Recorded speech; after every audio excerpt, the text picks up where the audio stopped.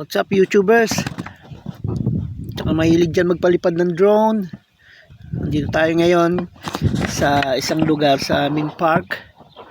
At tayo ay magta-try magpalipad ng FPV mode ng Potensic Atom.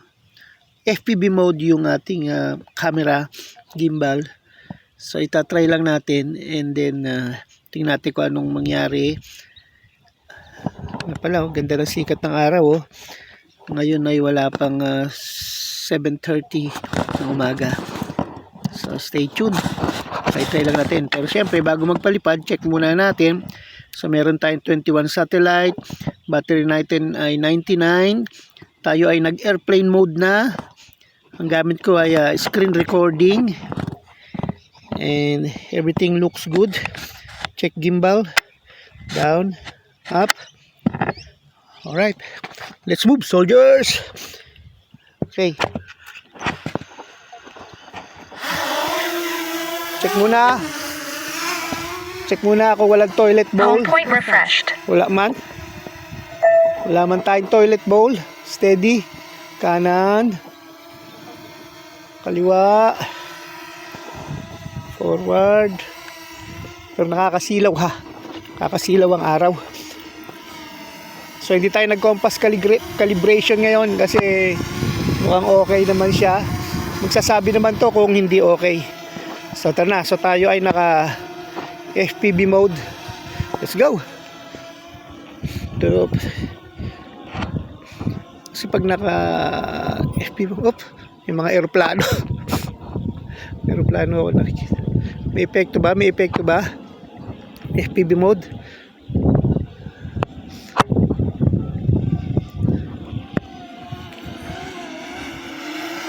Ito lang tayo, may aeroplano doon. Ayun, no? Hindi naman.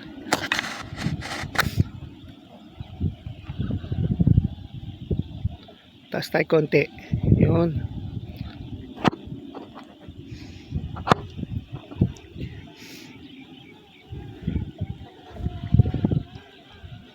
Baba.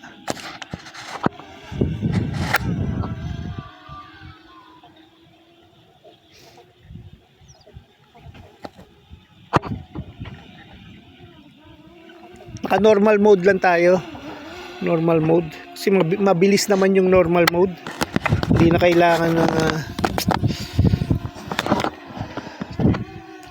ng sports mode. Okay. So lipat na tayo sa wala akong naramdaman dito sa FPV mode. Anyway, balik tayo sa control. Make sure sa safety. 60 meters, virtual fence 120, 60, yung return altitude niya ay 60. Yan, naka normal mode tayo. And let's go.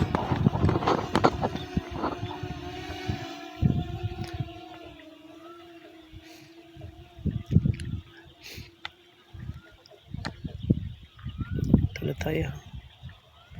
Ayan, palayo. Be sure lang na nakikita pa nyo sa distance ko na 100 meters. Nakikita ko pa naman. Tingnan natin hanggang malayo. Ayun, tawag doon ay visual line of sight. So hanggang dito nakikita ko pa kahit malabo mata ko. So pabalikin natin. Lakas ang hangin. Kontra sa hangin ang nangyayari. Tayo ay kontra sa hangin. Isa yan sa problema pagka nagpapalipad ka. Tawag dyan ay drag. Hindi gamot. Drag. D-R-A-G. Hover. Pet.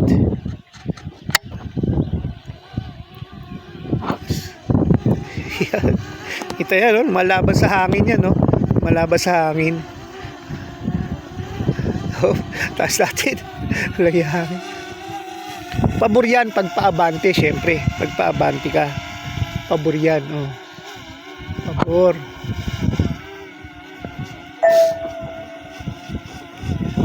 Ito na tayo.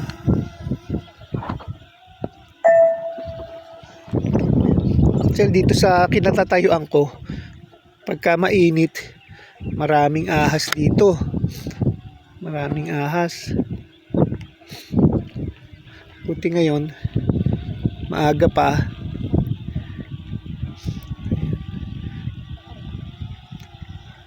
Tapos yung drone ko, kinulayan ko ng pula.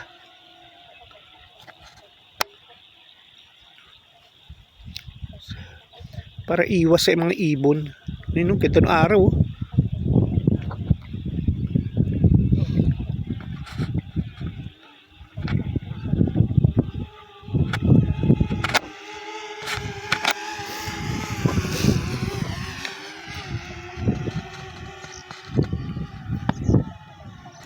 Yun.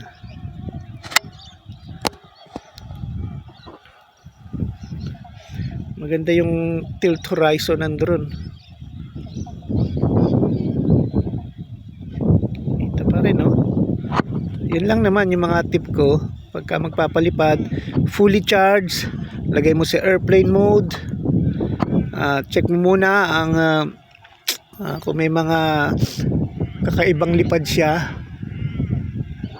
Tapos physically, syempre i-check mo rin yung propeller, yung mga tornilyo, lahat yan i-check mo. Tawag doon pre-flight check. At i-check mo rin kung allowed magpalipad sa lugar. Hindi lahat ng lugar allowed magpalipad.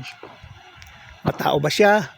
Check nyo kung maraming interference tulad ng mga metal, yung mga electric cable, kawad ng kuryente, lalo na sa atin dyan.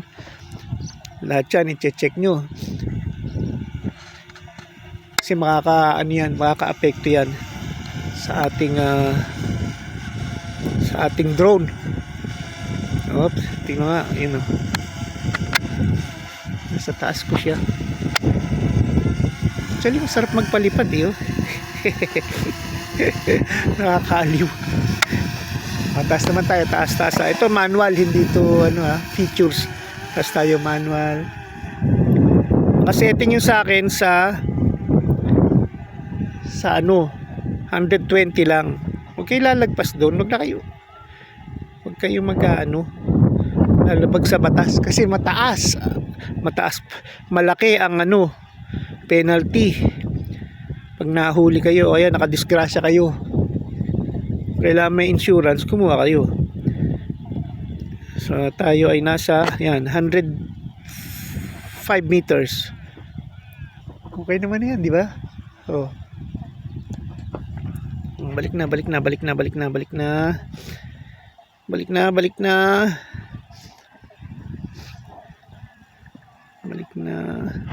Kuha muna tayo ng photo ko. Yun.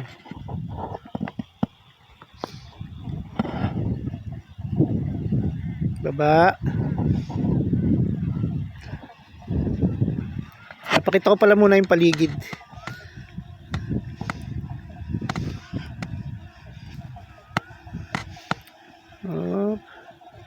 Ayan. Bala ko sana pumunta sa lake ngayon. Kaya lang sa forecast ng weather uulan. So tandaan nyo, hindi waterproof yung drone natin, ha. Hindi waterproof ang Potensik. Nabasa yan electric short circuit. So magkakarash yan, magko-collapse yan. Hindi advisable.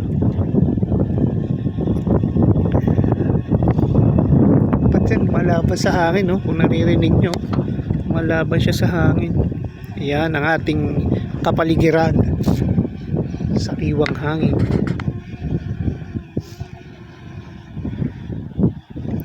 Ay, salamat, malapit na pala Pasko. Kung nakalimutan mamili ng Pasko, mamili ng Pasko. Mamili ng panregalo.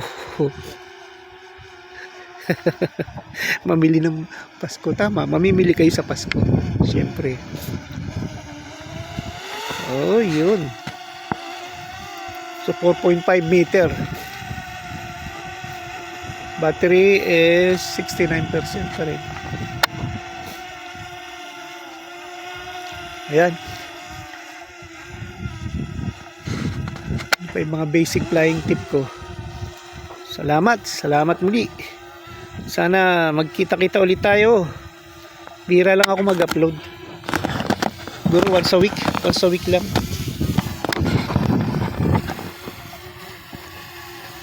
saglit lang tayo nag-upload. Okay. At try pala natin yung ano, yung hindi, wag na follow, alam nyo na yun. Ito yung aming playground pala, playground na yan, no? Oh, ang aming playground. Kapit taas.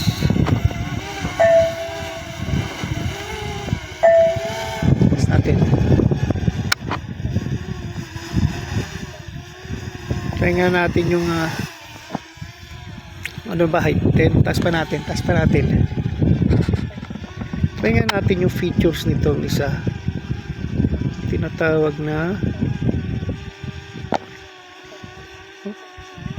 ayaw pala niya magano, hindi nagpa-function yung mga features pag naka-screen mirroring. Bakit? Anyway, manual na lang, pwede naman manual.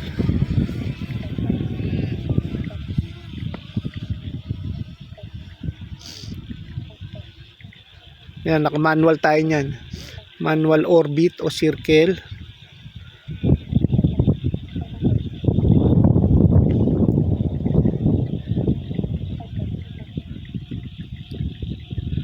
Yun, no? Tapos may konting lake. Puntahan natin ang aming munting lake.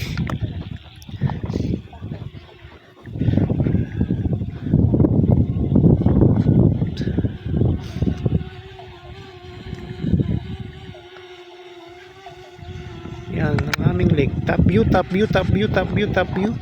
nyo kalilimutan ng top view. Dahil kaya nga kayo nag-drone eh. Dahil nasa air kayo. So always, pag kumuha kayo ng video, huwag nyo kalimutan yung top view. Para ano pa silbi ng drone nyo? Kundi kayo kukuha ng top view. Tapos naka-lower ang gimbals. Yan. Ganda, oh. Puro palakaang nandyan. Kaya maraming ahas. Siyempre maraming ahas. Gusto kainin ng palakayan. Baba na.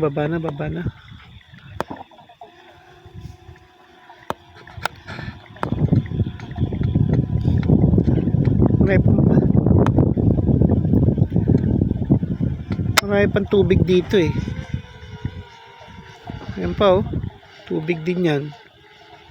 Oh, dalawa.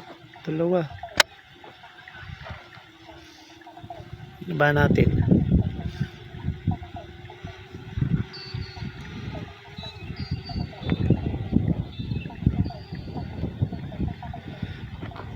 Lakas ng hangin.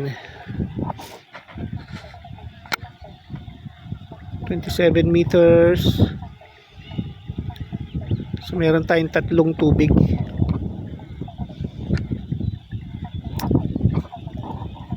Ayan, tatlo. Sa dalawa, tatlo. Up. Meron tayong gym dito. Gym beam. Gym. Alak yun eh.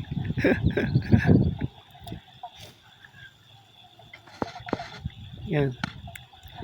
Okay, siya nga pala, baka naman pwede like and subscribe, follow up for more video. Kung may katanungan kayo, sige, tanongin lang, pilitin nating sagutin. Okay, sa baba na tayo at may eroplano. Tandaan nyo, pag may mga eroplano, helicopter, lumayo-layo kayo dahil makakadisgrasya kayo. Baka makasuhan pa kayo ng terrorism. Okay, tulad may aeroplano sa likod ko eh. Kaganyan, magbabala kayo, stay away. Okay, bye. Landing muna tayo. Tsaka pag tuturo ko sa inyo yung hand landing na tamang position. Pero wag lang ngayon at malakas ang hangin. Okay? Bye. Parada na ako. Mga ibon sa taas ko. Isa pa yan, iwasan nyo yan.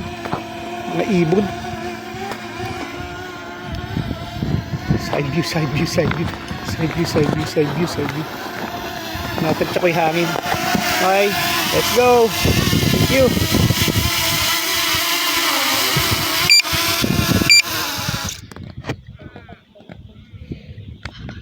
Oh.